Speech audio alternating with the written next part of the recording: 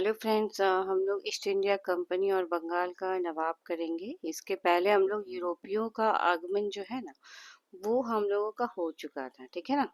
तो चलिए हम लोग यहाँ का जो क्वेश्चन है उसको देख लेते हैं। किस प्रकार बंगाल के नवाब जो है बंगाल को ही जो है अंग्रेज के कब्जे में आ गए और बंगाल से पूरा भारत अंग्रेजों के कब्जे में किस प्रकार आया। तो ये सारा चीज आपको यहाँ पर मिल जाएगा। इसका प्रश्न हम लोग डायरेक्ट करते हैं। ठीक है, वहां से आपको सारा चीज मिल जाएगा।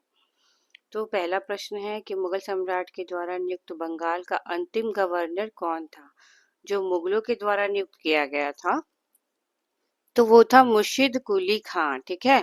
तो उस समय फर्रुखशियर थे मुगल सम्राट 1717 में, और उन्होंने बंगाल का गवर्नर या सूबेदार नियुक्त किया था मुर्शिद कुली खान को। मुर्शिद कुली खान की मृत्यु हो गई थी 1727 में, और 27 में ही उसका दामाद सुजाउद्दीन बंगाल का सूबेदार बना था।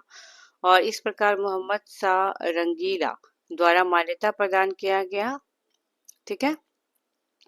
सेकेंड नंबर, चलिए क्वेश्चन देखते हैं हम लोग। मुगल बादशाह जो है के द्वारा नियुक्त बंगाल का अंतिम सूबेदार मुर्शिद कुली खां। ये जो है आपका थर्ड नंबर क्वेश्चन। जिसने भारत में ब्रिटिश प्रभुत्व को प्रारंभ किया था, तो वो है पलाशी का युद्ध। पलाशी का युद्ध जो है ना, वो यहाँ पे ब्रिटिश का प्रभुत्व बंगाल में शुरू हो गया था, और बंगाल से ही फिर पूरे भारत में वो राज करने लगे। पलाशी का युद्ध 23 जून को 1757 को रॉबर्ट क्लाइव के नेतृत्व में हुआ था, और बंगाल का नवाब सिराजुद्दौला था उस टाइम। ठीक है। तीन राजद्रोही मीर जाफर यार लतीफ राय दुर्लभ के सेनानायक तत्व में हुआ था। और नवाब की एक अग्रगामी टुकड़ी थी, और उसके नेता थे नवाब के मीर मदन और मोहन लाल। तो सहसा मीर मदान तोप की गोलीबारी से घातक हुआ और घायल हो गया। बाद में उसकी मृत्यु भी हो गई। सिराजुद्दौला को मीर जाफर ने, जो सेनापति था उसका, वो कहा कि आप पीछे हट जाइए, हम लोग जो है सेना का नेतृत्व तो हमें दे दीजिए। और यही गलती किया सिराजुद्दौला। बाद में जो है मीर जाफर अंग्रेजों से मिल गया था। तो पलाशी का युद्ध है ना, एक तरह से आपको क्या निर्णायक सफलता इसमें कंपनी को मिल गई थी। लेकिन इससे भी ज्यादा सर्वाधिक निर्णायक युद्ध या वास्तविक रूप से जो है यहाँ के राजनीति में हस्तक्षेप बक्सर के युद्ध 1764 में हुआ था। 4 नंबर क्वेश्चन देखते हैं हम लोग। ईस्ट इंडिया कंपनी की भारत में प्रथम निर्णायक सफलता मानी जाती है। प्रथम निर्णायक सफलता या सैन्य सफलता पलाशी का युद्ध था, जो कि 1757 में लड़ा गया था। ठीक है। 6 नंबर क्वेश्चन। सिराजुद्दौला लॉर्ड क्राइव के द्वारा परास्त हुआ था पलाशी। चलिए 7 नंबर क्वेश्चन देखते हैं। ब्रिटिश साम्राज्य का संस्थापक कौन था भारतवर्ष में उस वक्त। ठीक है। तो रॉबर्ट क्लाइव था, और 23 जून को 1757 को बंगाल के नवाब सिराजुद्दौला को पराजित किया था। ठीक है।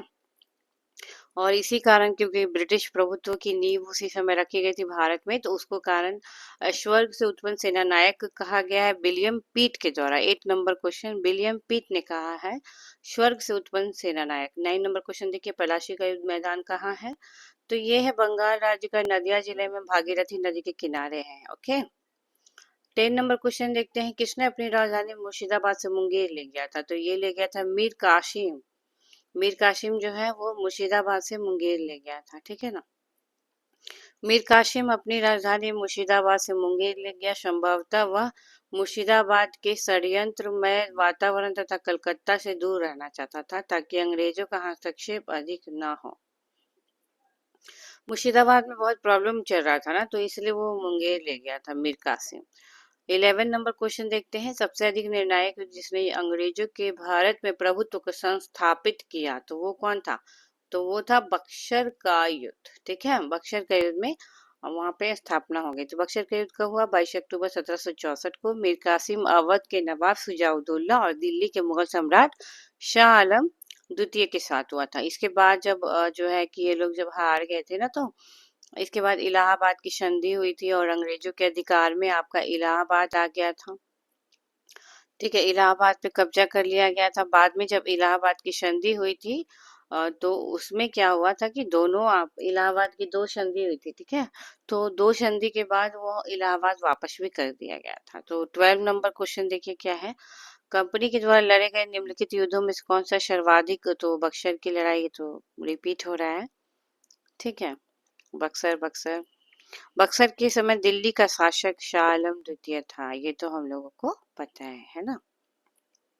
बक्सर की लड़ाई के समय बंगाल का नवाब मीर जाफर था, मीर जाफर के साथ शाह आलम द्वितीय के साथ और शुजा-उद-दौला अवध के नवाब, ये तीनों के साथ अंग्रेजों की लड़ाई हुई थी। और इलाहाबाद की संधि हुई थी।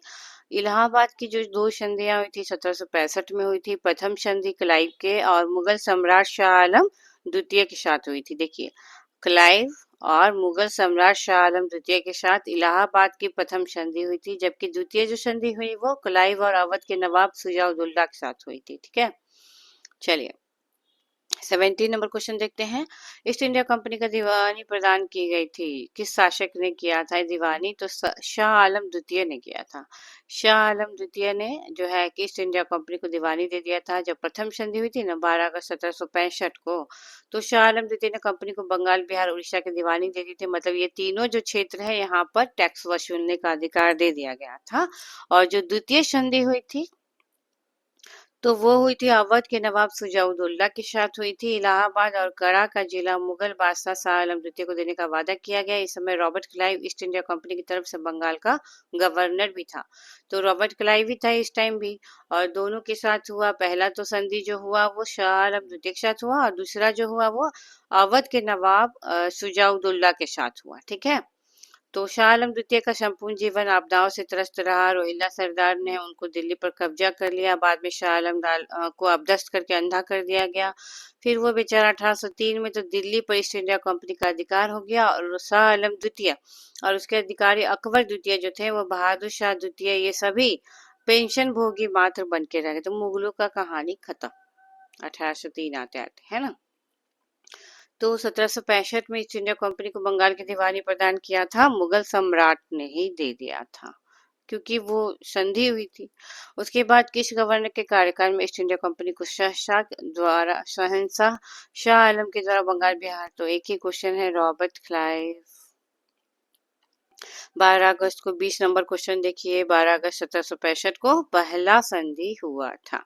दूसरा हुआ था 16 अगस्त 1765, और दोनों के साथ मुगलों और अवध के नवाब के साथ। ठीक ना, मतलब वहां के राजा के साथ।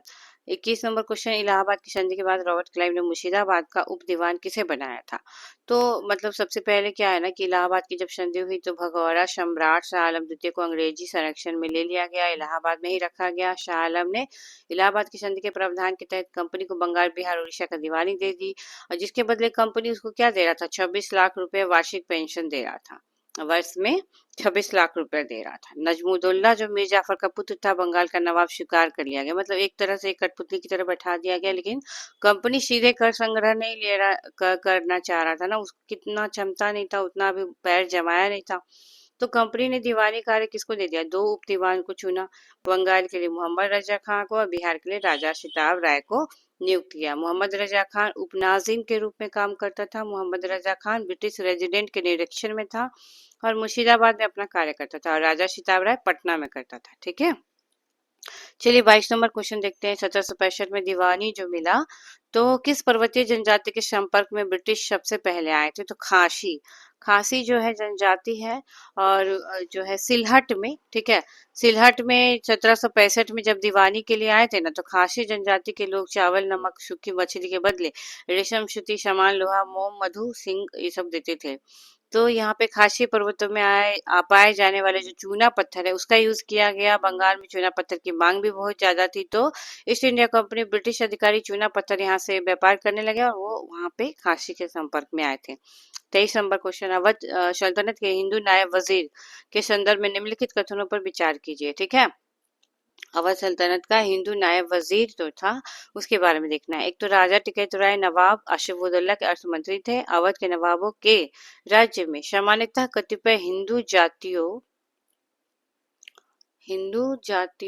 के लोगों को उच्च स्थान प्राप्त था। तो दोनों सही है, क्योंकि राजा टिकैत राय नवाब आशिफुद्दौला के दीवान या अर्थ मंत्री थे। ये जो है ना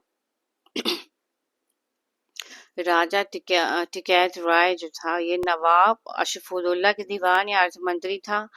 और अवध के नवाब के राज्य में हिंदू अधिकारियों को उच्च पद पर नियुक्ति भी दे दी गई थी। उदाहरण के स्वरूप आशिफउद्दौला के अर्थमंत्री राजा टिकैत राय व राजा झावलाल और नवाब सफदरजंग ने राजा नवाब नवल राय को बख्शी और अवध का डिप्टी गवर्नर चुना था। तो ये आपका उसमें जो है कि अवध के बारे में, ठीक है ना। चलिए 24 नंबर क्वेश्चन देखिए क्या कह रहा है। 18वें शतक के रूप में भारत में लड़े गए युद्धों का सही कालानुक्रम बारे में पूछ रहा है कि सबसे पहले कौन सा युद्ध लड़ा गया था। तो अंबर का युद्ध लड़ा गया था 1749 में। बी नंबर आपका सही है, ठीक है ना। बी नंबर अंबर का युद्ध, फिर वाणिवाश का युद्ध, फिर बक्सर का युद्ध। अंबर का युद्ध तो 1749 में अगस्त में लड़ा गया था। किसके बीच? मुजफ्फरजंग, चंदा साहब और फ्रांसीसियों के बीच हुआ था। वेल्लूर के समीप अंबर एक नामक स्थान पे, तो नाम पड़ गया अंबर। किसके किसके बीच? मुजफ्फरजंग, चंदा साहब और फ्रांसीसियों की संयुक्त सेनाओं ने वेल्लूर के समीप नामक स्थान पे कर्नाटक के नवाब अनवरुद्दीन को पराजित करके हत्या कर दिया। तो ये तीनों एक तरफ, फ्रांसीसी, चंदा साहब, मुजफ्फरजंग और कर्नाटक के नवाब अनवरुद्दीन एक तरफ, उनको मार दिया गया और मुजफ्फरजंग दक्कन का सूबेदार बन गया। इसके बाद डुप्ले जो फ्रांसीसी सेना में था, वो कृष्णा नदी के दक्षिण भाग में, उसको भी मुगलों प्रदेशों का गवर्नर नियुक्त कर दिया गया। डुप्ले को किसके द्वारा? मुजफ्फरजंग के द्वारा, ठीक है ना। उत्तरी सरकार के कुछ जिले भी फ्रांसीसियों को दे दिए गए। फ्रांस पे मेहरबान हो गया। मुजफ्फरजंग की प्रार्थना पर एक फ्रेंच सेना की टुकड़ी भी देखो कि बुशी के नेतृत्व में हैदराबाद में तैनात कर दिया गया। तो मुजफ्फरजंग जो है ना, वो फ्रेंच सेना रख दिया बुशी के नेतृत्व में हैदराबाद में, तो हैदराबाद को फायदा किया। फिर मुजफ्फरजंग खुद भी दक्कन का सूबेदार बन गया और डुप्ले को भी कृष्णा नदी के टाइम में जगह पे मुगल प्रदेश का गवर्नर नियुक्त कर दिया। कितना कुछ दे दिया। पलाशी युद्ध पता है, बक्सर युद्ध पता है, वांडीवाश का युद्ध जनवरी 1760 में फ्रांसीसी और अंग्रेजों के बीच हुआ। अंग्रेजी सेना का नेतृत्व सर आयरकुट ने किया, जबकि फ्रांसीसी सेना का नेतृत्व काउंट डी लाली ने किया था। काउंट डी लाली फ्रांसीसी, आयरकुट अंग्रेजी, ठीक है। तो चेहरा को वॉश कर लेना है और कूट कूट के पाउडर लगा लेना है और लाली भी लगा लेना है। तो आयरकुट और लाली याद रहेगा, ओके ना। चलो ज्यादा नहीं है, 25 नंबर क्वेश्चन देखते हैं। ये आप लोग को तो याद ही हो गया, काउंट लाली लाली, ठीक है ना। चलो ये भी याद है कि ब्रिटिश ने फ्रेंच को हरा दिया था। 27 नंबर क्वेश्चन सेम है, फ्रांसीसी और अंग्रेजों के बीच हुआ था। 28 नंबर क्वेश्चन देखिए क्या कह रहा है। निम्नलिखित में से कौन सा युग्म सही सुमेलित है? तो वांडीवाश का युद्ध सही है कि हुआ था। बाकी तीनों का डिस्क्रिप्शन, बक्सर का युद्ध तो आप लोग को पता ही है। वांडीवाश का युद्ध 22 जनवरी 1760 को हुआ था। चिलिया वाला का युद्ध, ये जो है ना, चिलिया वाला का युद्ध ये आपका इम्पोर्टेंट है। ये वाला चिलिया वाला का युद्ध, चिलिया वाला का युद्ध 13 जनवरी को हुआ था 1849 को, ठीक ना। 1849 को लड़ा गया था 13 जनवरी को चिलिया वाला का युद्ध। इसमें अंग्रेजी सेना का नेतृत्व लॉर्ड गफ ने किया और सिख सेना शेर सिंह के नेतृत्व में लड़ी गई थी। तो सिखों और अंग्रेजों के बीच था लॉर्ड गफ और शेर सिंह, ठीक है। यह युद्ध अनिर्णित समाप्त हुआ। इस युद्ध के समय भारत का गवर्नर जनरल लॉर्ड डलहौजी था। डलहौजी उस समय था 1849 में। फिर खुर्दा का युद्ध, ये भी याद रखिए, खुरला खारदा। तो 1795 में खुर्दा का युद्ध हुआ था। हैदराबाद के निजाम के विरुद्ध मराठों के द्वारा लड़ा गया था। तो हैदराबाद का निजाम और मराठा, ये दोनों, ठीक है ना, निजाम वर्सेस मराठा के बीच खुर्दा का युद्ध 1795, जिसमें निजाम की हार हो गई थी। हैदराबाद हार गया और मराठा जीत गए। मराठा बहुत ज्यादा ताकतवर थे ना। बाद में मराठों को अंग्रेजों ने मतलब मैसूर युद्ध में कम, सॉरी, मराठा युद्ध में कम किया। निम्नलिखित में से कौन जो है अंग्रेजों में सबसे ज्यादा विरोध? तो मराठों ने ही किया। ए आंसर होगा 929 का। खत्म ही है आपका, मैं बहुत जल्दी खत्म करा दूंगी, ठीक है ना। चलो तो ए है, भारत में अंग्रेजों का सर्वाधिक विरोध मराठों के द्वारा किया गया। 3 आंग्ल मराठा युद्ध के बाद ही मराठा शक्ति को दबाया जा सका। 3 आंग्ल मराठा युद्ध हुआ था। तीनों का ऑब्सेशन याद रखना, ठीक ना। मुगल साम्राज्य के खंडहरों पे मराठों ने अपना साम्राज्य की आधारशिला रखी, लेकिन प्रथम आंग्ल मराठा युद्ध में ना अंग्रेजों को हराया था। सालबाई की संधि भी प्रथम युद्ध के टाइम में ही हुई थी। वेलेजरी ने जब 1802 में सहायक संधि किया तो पेशवा को बांध लिया। उस समय वो फिर सहायक संधि के टाइम में मराठा का हार होने लगा। लास्टली 1818 आते आते लॉर्ड हेस्टिंग ने मराठों की रही सही शक्ति को भी समाप्त कर दिया। मतलब लॉर्ड हेस्टिंग के टाइम में मराठा पूरी तरह से एंड हो गया 1818 में। और इसके बाद वाला चैप्टर हम लोग कल करेंगे, ओके ना। चलिए, थैंक यू फ्रेंड्स।